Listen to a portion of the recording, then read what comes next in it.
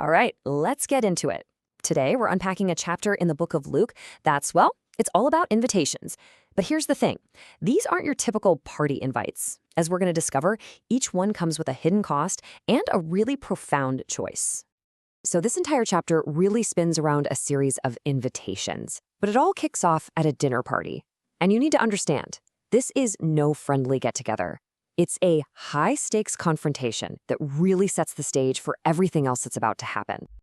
So, Jesus gets invited to a meal at the home of this big-shot religious leader. But this isn't just a social call.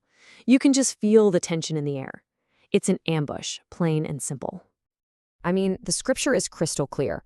The leaders of the day, they weren't there to learn from Jesus or, enjoy his company. Not at all. They were watching his every single move, just waiting for him to make one little mistake they could use against him. And to make matters even worse, there's a man there who needs healing. Now, it's pretty likely he was put there on purpose, kind of like beat. And this leads right into Jesus' first big challenge to his hosts. So notice what he does here. He doesn't just heal the guy in secret. Nope. He puts the question right to them, forcing them to face this conflict between their own man-made rules and a genuine human need. And their response? Nothing. Silence. It's absolutely deafening, isn't it? This moment just perfectly lays out the core conflict. On one side, you've got this cold, silent, rigid tradition. And on the other, you have Jesus' active, life-giving, radical compassion as he just goes ahead and heals the man right there in front of everyone. And then he just exposes their hypocrisy with simple, undeniable logic. He's like, come on, which one of you, if your donkey fell into a pit, wouldn't pull it out on the Sabbath? They'd absolutely save a valuable animal for money, yet they're questioning healing a precious human life. He shows that acts of mercy always honor God.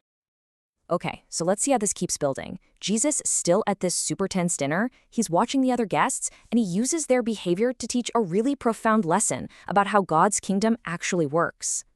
He's watching them all scramble for the best seats at the table, right? The seats of honor. And in response, he just lays down this core spiritual law. God resists the proud, but he lifts up the humble. It's a total game changer. So the crucial point here is that in God's kingdom, the whole value system is completely flipped upside down. The world says, climb that ladder, get to the top. But Jesus says, nope, the way up is to go down. And this isn't about some fake modesty. It's about a genuine heart that puts other people first.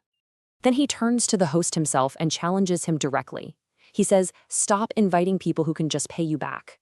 Instead, he tells him to practice a radical kind of generosity. Invite the people who can offer you absolutely nothing in return, because your real reward, it won't be in this life, but in the next. So as you can imagine, this whole dinner is pretty intense. One of the guests makes this kind of pious-sounding comment, and it prompts Jesus to tell a story that's both a beautiful invitation and, honestly, a very sobering warning. He tells this parable about a man who prepares a huge feast. And this feast, it represents the incredible, generous invitation to salvation and fellowship with God himself. He sends out all the invitations, and everything is ready to go. But when the time comes, the people who were invited first, the ones who should have been the most excited, they all start making excuses. And look, they sound reasonable enough, right? Business, property, family. But they reveal a much deeper truth about what they really care about. Worldly stuff has become way more important than the master's personal invitation. So the master of the house gets angry. And it's not just out of spite. It's this righteous anger because his incredible, generous offer has been treated so lightly, so casually. But here's the amazing part. His grace is even bigger than his anger. He doesn't cancel the feast. No way. Instead, he widens the invitation. He tells his servant to go find the very outcasts he was just talking about, the people who know they're in need and have nothing to offer. They're the ones who will receive the invitation with joy. See, the master wants his house to be full. Now, at this point in his ministry, Jesus has huge crowds following him around. But seeing all their kind of shallow enthusiasm, he turns to them to get real about what this invitation to follow him truly means. He needs to make sure they actually understand the terms. And then he says something that is just absolutely shocking. He's not looking for casual fans who are just there to see a miracle. He is calling for completely committed disciples, and the entrance requirement sounds impossibly high. Now, to get this, we really have to understand the context. The word hate here is what's called a Hebraism.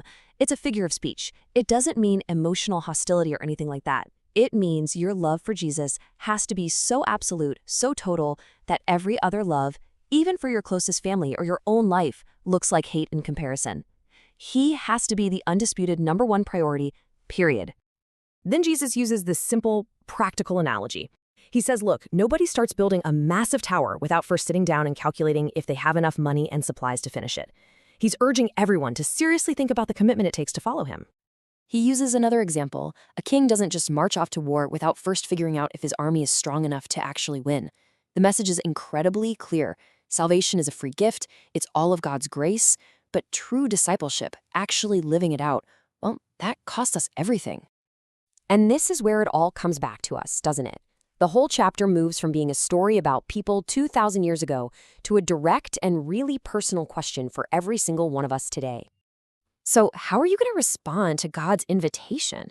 This chapter challenges us to really examine our own excuses, to start practicing that kind of radical generosity that reflects God's own heart, and to truly count the cost, to understand that following Jesus isn't just some casual hobby. It demands our whole heart, our complete and total allegiance. So we've walked through the powerful and, let's be honest, pretty challenging invitations of Luke chapter 14. The questions it brings up about our excuses, our generosity, and our ultimate commitment are definitely worth wrestling with. Thanks for joining me for this one.